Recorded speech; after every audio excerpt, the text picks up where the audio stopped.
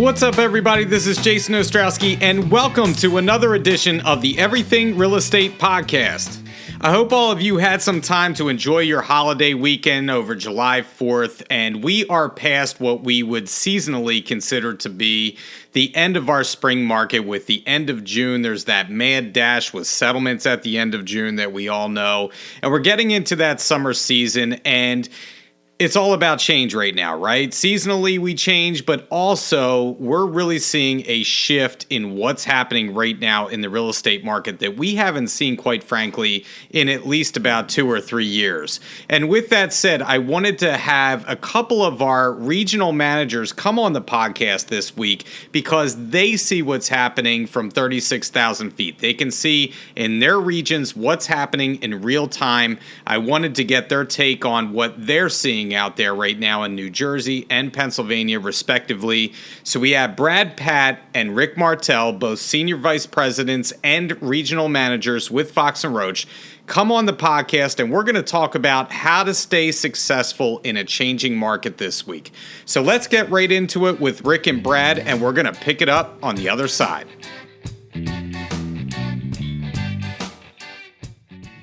I'm here with Brad Patt and Rick Martell. How are both of you doing today? So far, so good, Jason. Looking forward to a great session with you. Super excited to be here with my partner in crime, Rick Martell, and it's an honor to be here with you, Jason. Well, thank you both for joining me today. And we talk about, we try and stay relevant on the podcast. And I can't think of a more relevant topic today than staying successful in a changing market, because it is changing. There's no doubt about that. And as Bob Dylan said, the times they are a-changing. And I would use that as our podcast episode title, but I was worried about being sued by Bob Dylan's lawyers because I hear he's a huge fan of the podcast. So we'll just call it Staying Successful in a Changing Market. And like we talked about, it is changing. You can feel it out there as an agent right now where I am. You hear real estate leaders, brokers, economists, analysts, all talking about the deceleration in the market that's already here. We're past our peak in this current real estate cycle. What are both of you, as regional managers, what are both of you currently hearing about the market in your regions from your sales leaders, from your agents? And what are you seeing firsthand taking place in the market where you are? Brad, we're going to start with you. That's great. And obviously the industry is cyclical, and we're coming out of one of the highest boom markets that we've ever seen. And we are seeing a change in the pace of sales and a change of the economic environment, strongly tied to 40-year high inflation. So as the Fed's attempting to manage inflation and interest rates are increasing, everyone's taking a checkup, and understanding what it is that motivates them to transact. We're seeing some buyers that may be leaving the market. We're seeing some sellers that need to better understand effective pricing in this market. But one thing is for certain, there's always opportunity in any market. We transacted through the Great Recession. We transacted every point in the recovery to this date, and there's going to be continued opportunity into the future. So I think while we are seeing a change in the market, we need to keep top of mind that there still are individuals that need to move for whatever reason. They've got a growing family, empty nest scenarios, change in family status. There are going to be opportunities in every market, but we're seeing a shift in the market versus what we were experiencing over the last year and a half, which isn't necessarily a bad thing for many consumers today. I totally agree with you. Rick, what are you seeing your way in New Jersey? What I see going on over here is that the houses that are in good shape, that are priced well, that are marketed properly, are still getting a lot of action and they're getting sold. So I have to say that I do feel that there is plenty of light at the end of the tunnel for all the real estate professionals from our company and in the market in general. So I feel that's still going on. But what I will say is I do see a lot more price adjustments going on in the MLS.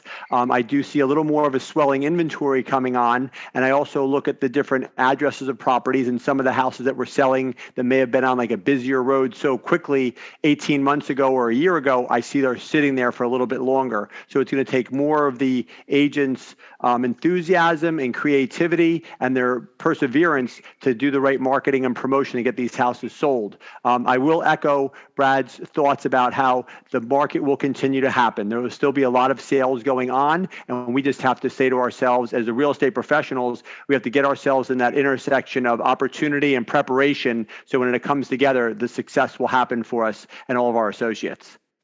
Yeah, I agree with you. And just anecdotally, it's funny. I had a couple of conversations recently. One, I was somewhere yesterday where there was a lot of people, and I got asked by at least 4 or 5 people about the market right now and what's going on out there, because I think, consumers may hear about, it's a lagging indicator a lot of times for consumers, right? What's happening out there. We're at the forefront and we deal with this every day, and they don't. So explaining it is a very nuanced thing, and so I try and be as nuanced as I can when I talk to people. The other thing that I wanted to mention, I was on the phone with an agent in our area. She's very successful. She's not with our brokerage, but she does a lot of business in our area. And she called me and she said, Jason, she said, help me. She said, I can't sell this property because we had comparable listings and mine went under contract pretty quickly. Hers did not, and it was lagging on the market. And she said, I just can't understand. If I had listed this last month, it would have went in 2 days. She said, now I can't get a sniff or a showing on this property. Help me understand, what is it about my property that is not having it sell? And we talked things through, and, sometimes there's not a good answer right now, I do think that there is a danger of overpricing, obviously, and we'll get into that. But it's a strange market, and it is a shifting market. And I think we're really seeing that play out in real time. So, okay. So it's been a little while since we've had to do things differently. I know sometimes as an agent, I've asked myself if the market of the past few years was ever going to end, because sometimes every time that you got an inkling that maybe things are slowing down, it would just speed back up again.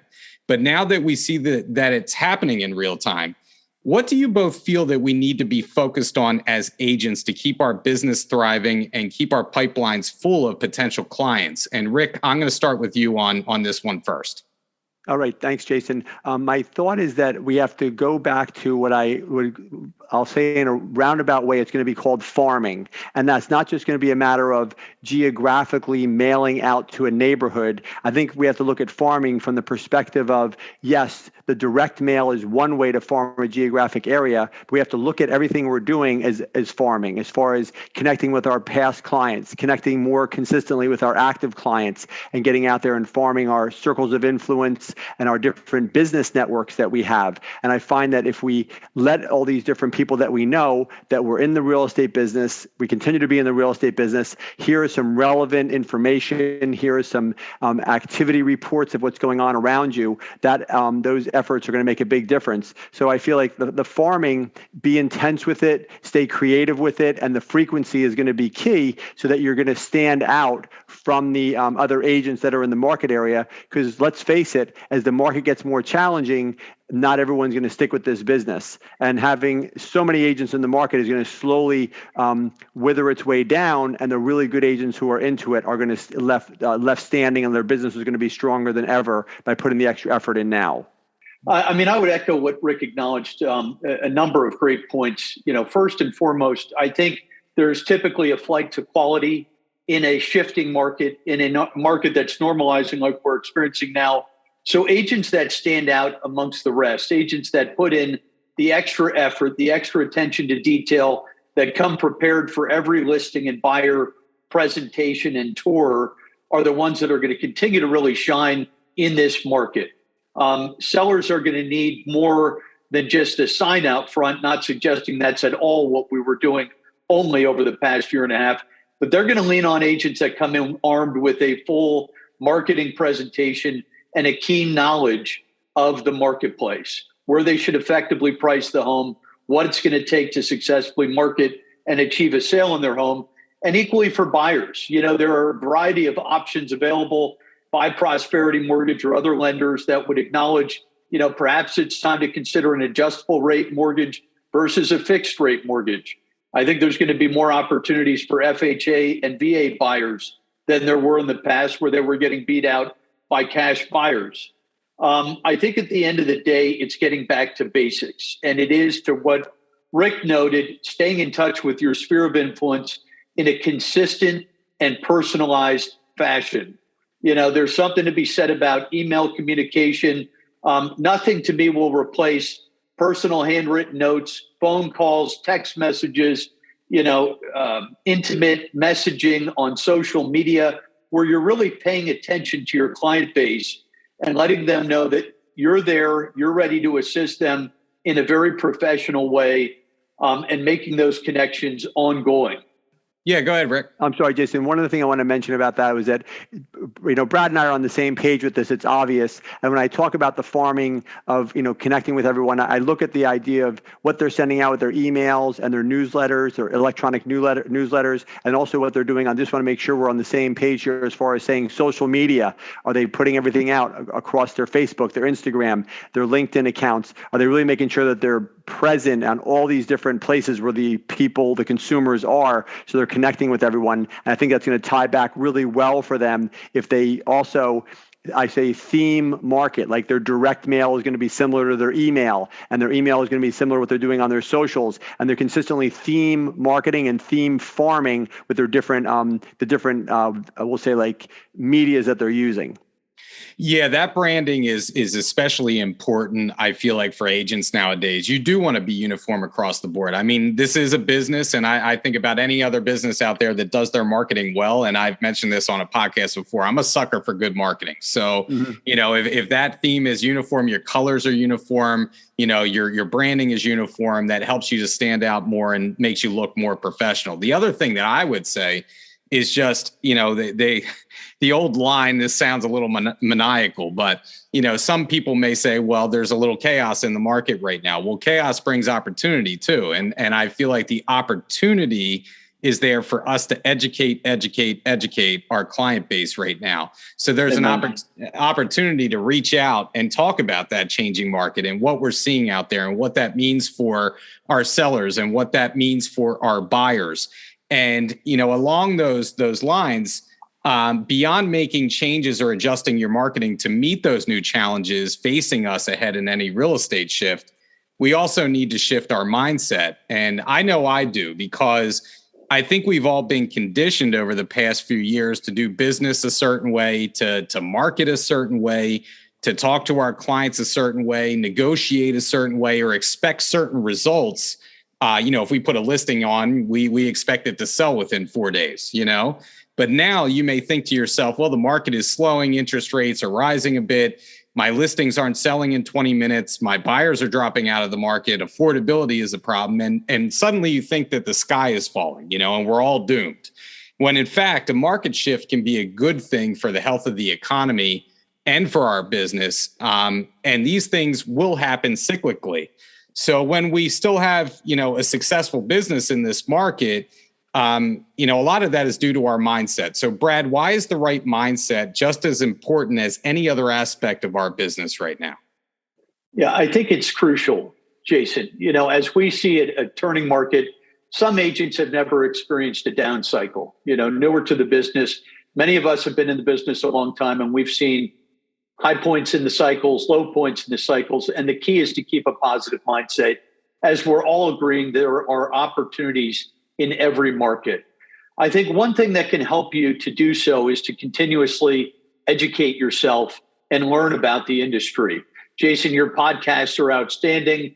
You've had Jimmy Burgess on the past. Brian Buffini has great free podcasts. Take some time each day to learn a little something about the industry. Being the market expert is such a needed image to carry when you're interacting with clients. You noted seeing some folks at an event that aren't in the real estate industry. You come out with real statistics and understanding of what's going on in the market. You become that market expert. You're the person they go to. But back to mindset, there really is a crucial element to remain positive and to stick to the basics, to stick to your prospecting plan, to know that when you stick to your plan of prospecting and delivering excellent customer service, the results will follow. I read an interesting article in Inman by Bernice Ross, who I happen to like, where she highlighted two different ways to look at the current market conditions in two different frames of mind. As an example, one agent may say, the high interest rates are killing my business. Another agent may say, the market may be tough, but there are always people who must move. My job is to find them. The negative agent may say, what's the point in prospecting when most people can't afford to move? The agent that's sticking to their process and seeking out opportunity, slowing market, that's great news. My buyers will finally have more inventory to choose from. So really keeping a perspective, one that's positive, one that's open to the opportunities that exist in every market, and sticking to the basics will prove to be successful, a successful plan for all. Absolutely. Rick, do you want to add to that? Well, as far as mindset goes, you can't put enough emphasis on that your attitude determines your altitude. And that really is what it comes down to. And I've been in the business for a real long time. And I remember when I first started, one of my friend's dad was really successful. And I told him I was going into real estate. And he said, well, you better find out where the local soup kitchen is. And I said, why is that? He goes, that's where you're going to be eating most of your meals. So I didn't really feel overly enthusiastic about my selection for career choice at that point in time. But I hung in there and I learned the business and I stuck to my game plan and I worked really hard at it. And bit by bit, I built up a solid business that has continued to be a wonderful career path and a wonderful industry to work in. And what I will say is that I've always kept that positive attitude and I've always kept the staying on offense mentality when I'm out there. So as much as you can learn, as much as you can be, like I find that the leaders in any industry are the leaders are the ones who learn a lot and they're always open to getting new ideas and putting them into action. So if you keep the positive attitude and you stay on offense, it's going to really work out well for you. And it's the same parallel to what Brad was saying is that there's going to be a positive agent who's going to look at a situation and make lemonade out of those lemons. Because and more so, most people will just say, I got lemons, I can't do anything with them. So you just got to really say to yourself, where is the opportunity here? And, keep looking for that light at the end of the tunnel, and you will continue to find it as you keep that right mindset when you're out there working. Yeah, and I agree wholeheartedly with the both of you. And I do think that in our business, you do have to have that tenacity. There is that resilience Absolutely. factor. You have to deal with rejection all the time. What's the sense of having a negative attitude when you wake up and being in our industry? You have to stay positive. There is going to be changes. It's inevitable, and we roll with them. And by all means, I do want to emphasize we are not in a bad market. We are in a good market. Absolutely. We were just in a unicorn market for so long, we got so used to it, But what goes up must come down at least a little bit. But we're not talking about a crash like 2008, 2009. And I do want to talk just a little bit about some context here. I can't remember where I heard it recently, but an agent was doing a video, was actually hosting a podcast like this, and was talking to a mortgage lender. And the mortgage lender said, listen, the easy way to simplify things is that for every point that the mortgage goes up, it's about $200 to your monthly payment. That's just a roundabout way right now to think of it. But the point is that, okay, do you want to pay $200 more to own that property and to have that appreciation and that equity? Or do you want to put that into a rental right now if you're thinking about renting as opposed to buying, and give that $200 away to somebody else? And by the way, the rental prices are outrageous right now too. So it always makes more sense for home ownership, even in this market. I think that's a good way to explain it to a potential buyer that maybe is looking to rent. Anyway, I just thought that was an interesting point. So with the market changing in particular, it's critically important to be the local market expert, like we talked about earlier. And let's be honest, in the past few years, I feel like there was more leeway to take pricing chances on listings or not study the comps quite as much, even though I know none of you are doing that out there, but not studying the comps as much because it was going to sell well over asking. And you could be wrong about a listing price or a property and still be right. if that makes sense, because you know it's going to sell. Now it's going to be really important to know how to price listings correctly in the town or the area that you're in, or know that you have room to negotiate on this property for your buyers, because every home that's sold on that street in the last 6 months has sold below asking because there's, say, a proposed highway that's going to be starting nearby. Why is it important, Rick, to study your local market even harder right now? Well, the number one reason for studying that market and really having a handle on it is that the more information you have, the more confidence you're going to have when you're presenting to a home seller where they need to be as far as pricing their house goes. And when that confidence level is high, they'll feel the conviction in your voice. They'll see the conviction and the strong body language that you have when you're meeting with them because you've done your research. So one of the things I feel is very important is not only scouring through the multiple listing system and also looking through the tax records and getting as much data as you can, but get in your car and drive out there and drive by all those comps so you can say with, once again, confidence and conviction, here's what is going on with these other houses that are under contract or closed, or they're just hitting the market now and they're active. So I think it really is key to study that market and know what's going on out there, because it'll come across as, having that real strong conviction with your message. Yeah, Rick, you're exactly on the right point. As we today sit here, July 7th, 2022, I think we're on, really the foundation of the changing market. And it's not a bad market, as you alluded to, Jason. The NAR is predicting a 12% decrease year over year in sales annually, which last year was one of the best years ever. So we're still in an outstanding market. But as we see the market shift, and as we touched upon sellers and pricing, we see some sellers want to try to outprice the most recent comparable. I don't know that that's going to be continued as a good pricing strategy into the future. I think we have to understand and be a student of the market, understand very clearly, to Rick's point, on and off market comparables, to know the market statistics when it comes to month supply of inventory. Inventory overall is increasing. And what's it going to translate to in effective pricing? So I think it is crucial now more than it was a year ago to really understand the local statistics, the local comparables, so we can best advise and guide both sellers in effective pricing and buyers when it comes to making an offer, really educating ourselves with information from the listing agent. Is that buyer competing with another offer? Perhaps not. Is there room to negotiate the list price? It's not going to be as frenzied of a pace as it was, which I'm sure will give us all some relief. But it's going to really be crucial to understand effective pricing for both sellers and for our buyers, and being a real student of the market, understanding very clearly, that rate of appreciation, month supply of inventory, days on market, what was the most recent comp in the neighborhood, how does that compare, and gain intimate knowledge on those comparables. And I just want to add to that a touch more, if you don't mind, Jason, is just that what we are going through right now is that we have pricing in place based on a really super high stock market, 20% higher than where it is right now. And we have prices based on interest rates that are 50% lower than where they are now. It's just not feasible that these prices will stay at these elevated numbers. And as we see more inventory come on, that's one of the aspects we have to look at here. So I think that not only do we have to be astute on the market where we're listing and selling, but we have to understand what is the why behind, things are going to change.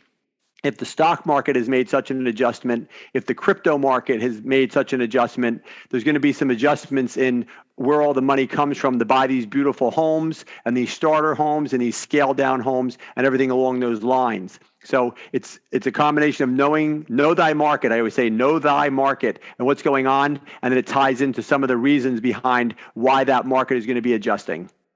Yeah, I totally agree with you. And I just know, in our area, just from my standpoint, I only see the micro, And you both have an opportunity to see more of the macro, because in your regions, you're seeing what's going on. You can see things from kind of 36,000 feet, get a kind of a good handle on things and where we're going here. And I wanted to talk a little bit more about that because, Brad, you had mentioned, an NAR statistic earlier about the decrease in sales. So I just want to get your take, because we've had economists on the podcast. We hear from Buffini, his bold predictions, all that kind of stuff, that we are decelerating a bit. And I know Dr. Lawrence Yun was on with Buffini recently talking about that. What do you think, just locally in your regions, where we're going, quarter number 3, quarter number 4, and into 2023? How do you see the market? Because I do want to see and provide some context to agents, because I know when we kind of went through the subprime lending crash of 2009, 2010, 2011, 2012 were extremely lean years. And it was shortly after I got into the business. I think my business started around 2007. And here I am, a newer agent, and all of a sudden we go through this crash, and I'm like, oh my God, what am I going to do? But you persevere, right? And you have to keep that right mindset. For the newer agents out there that have started in this market and know nothing else and need to persevere, what do you see coming down the line, and what can we expect heading into 2023? I think, as we're acknowledging, there's opportunities in every market. I think that we are going to see a change in pace of sales as a company. We've been tracking about 20% off last year, and that translates into 28 or 29,000 total transactions, still an outstanding sales pace. Interest rates, when I started in the business in 1997, they were in the upper sevens. My first house was 8.7%. So interest rates at, in the sixes is not unbearable, and it's all relative.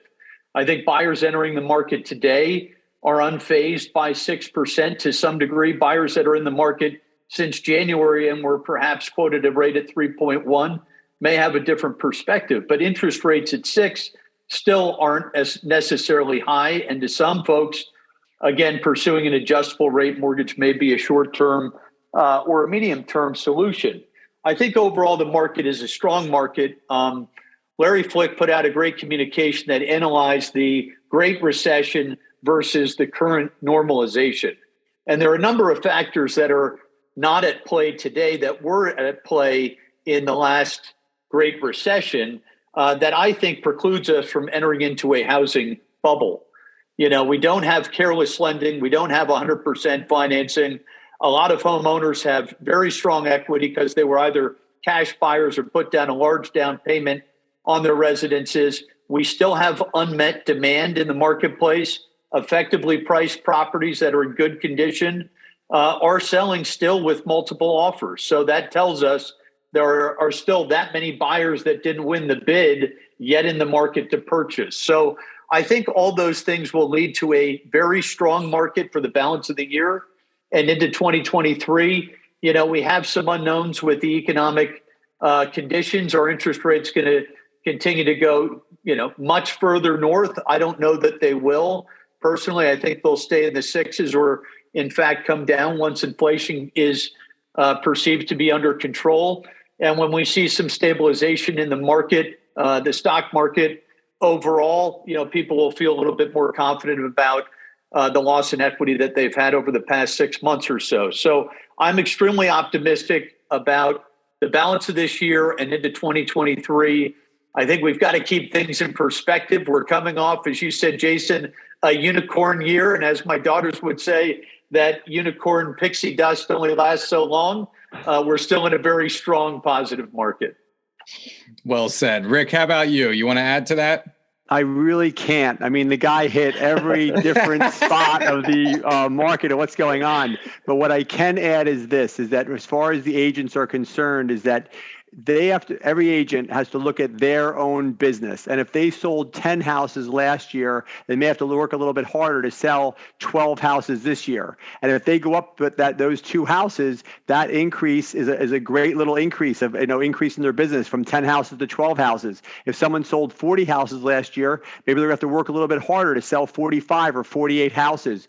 But I feel that if, as individual producers, if they buckle down, they work hard, having all this knowledge and and they have the right outset, we talked about the right mindset actually, and the right outlook, is that they will be able to beat the market. And that's something that everyone should be striving for as far as all of our sales pros here at Berkshire Hathaway, Fox and Roach. So if they can go from 10 to 12, that's a nice little 20% increase in their sales. If inflation is all the prices of everything are going up by 8%, but they're increasing their production by 20%, they're even outpacing inflation. So I think you have to look at the market is going to be a little different right now, but there's going to be great opportunities for those who stick to the basics and work through it. So Brad, well put. And I just wanted to chime in to say the individual producers should say they want to have their own great market. And that's going to come down to beating what they did last year. And it may be a matter of the consistency of what we talked about earlier and getting out there and doing a lot more networking. And I know they're going to be fine just based on my history of when I started and all. I think we're going to touch on that a little bit later about all the different markets that we've worked through. And sometimes I feel like as agents, last year was crazy for all of us, and like I had mentioned, a unicorn year. So I must approach it, at least my business, is that I'm competing against myself every year. And I almost look at it like a round of golf, right? And Brad, you saw me spraying the ball all over the place at your invitational. We were doing the same thing, Jason. We were in the same boat, my friend. So the way I approach it is some years are going to be better than others, but if you're doing the right things consistently, you're going to get consistent business. And sometimes you might be playing around the golf and hey, there's a strong wind out there, right? And if you're hitting the ball into the wind, maybe it's a little bit tougher, right? But you can still shoot a good round. Maybe it's not your best round, but you're still going to shoot a good round. And there's still opportunity to get better with every round that you play. And so that's what I'm doing in my business and how I approach every year and compete against myself to get better. And I hope all of you are doing the same. So last question. Jason, could I comment on that? Because you made a really excellent point. I agree. I think step one, you understand what your production is and you work from a plan.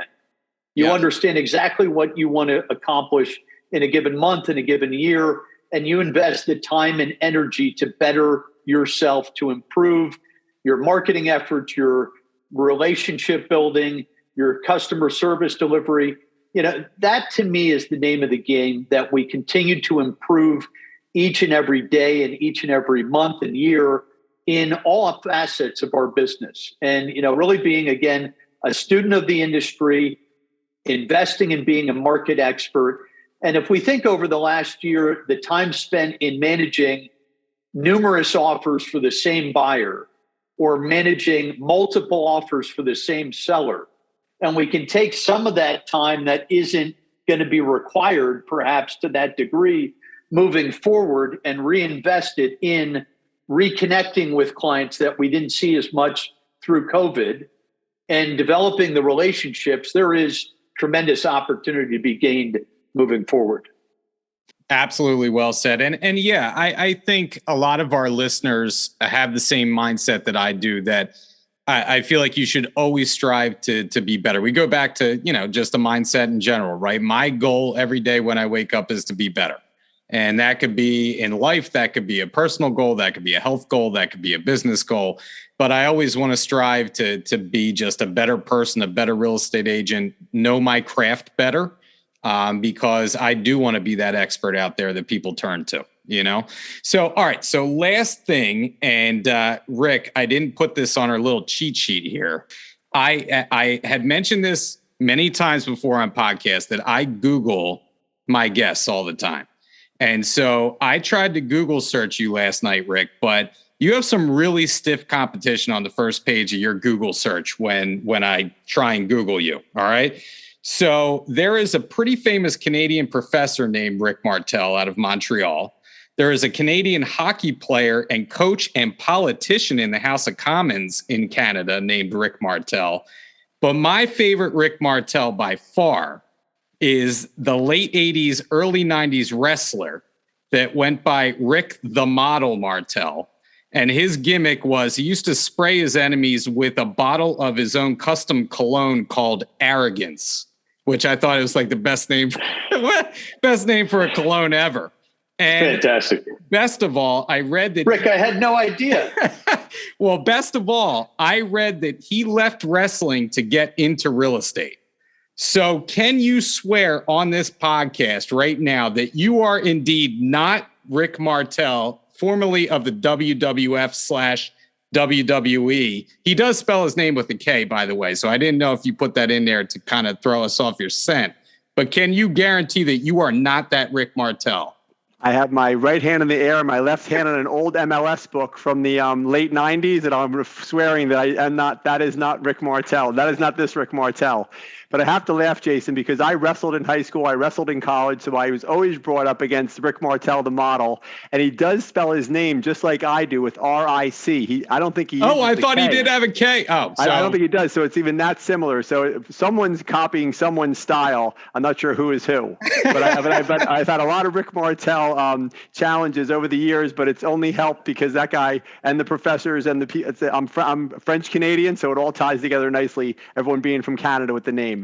I'll tell you what, I'm smelling like a cross promo going on here. I have to give a shout out to Cassie. I don't know if you were smelling arrogance. I'm smelling some arrogance as well.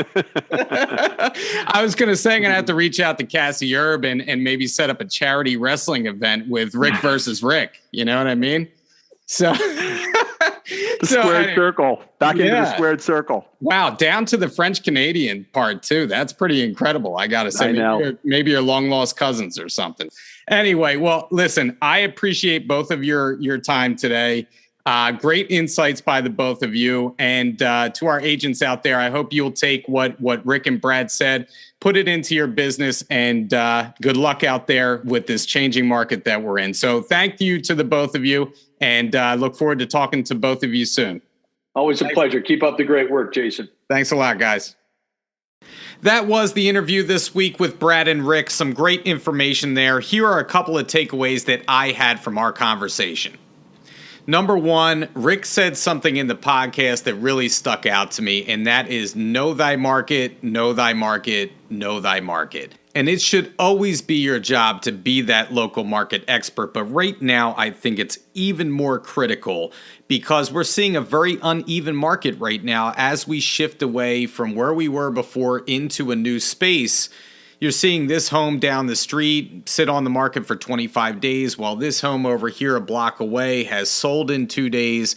And I think that's because consumers need to catch up with where we are right now. And so it's very uneven. We need to know the market like the back of our hand where we are and be able to convey that to our consumers.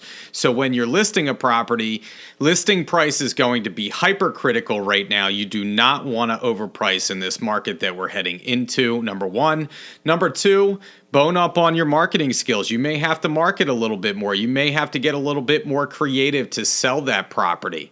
And lastly, if you use the coming soon period before you actually go active with the property, use that coming soon period to gauge the interest in the property. Look how many showings on the MLS that your competition is getting and make sure that you use that to your advantage in order to price correctly and to get showings, because it's all about numbers, right? The more people we have to the property, the more chances we have to have a multiple offer situation.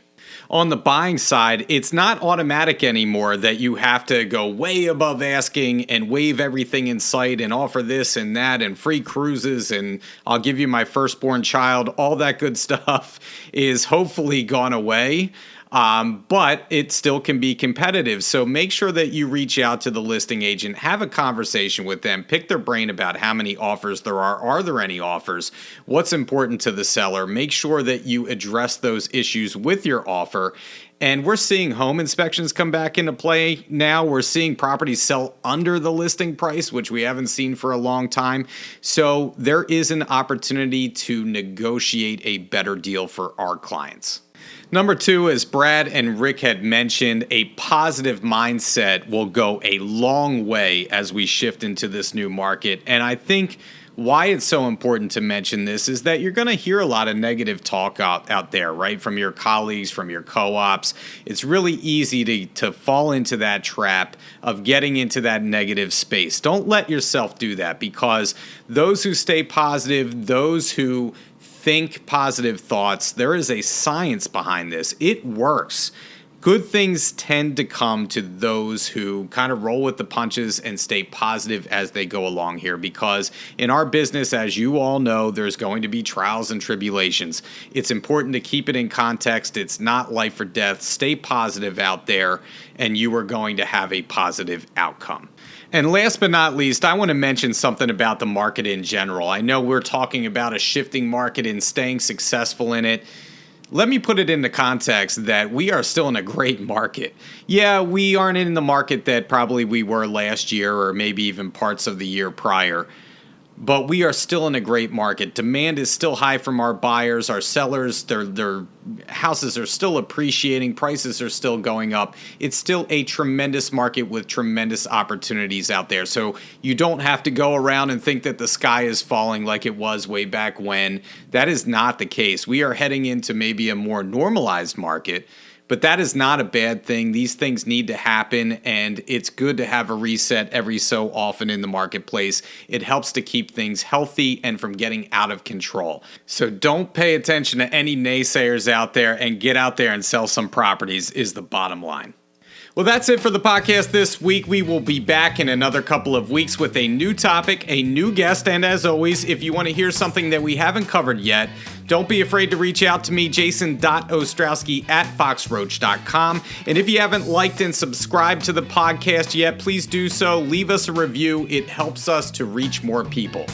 Thanks again for listening this week. This is Jason Ostrowski saying stay safe out there, stay selling, and we'll catch you on the next episode of the Everything Real Estate Podcast.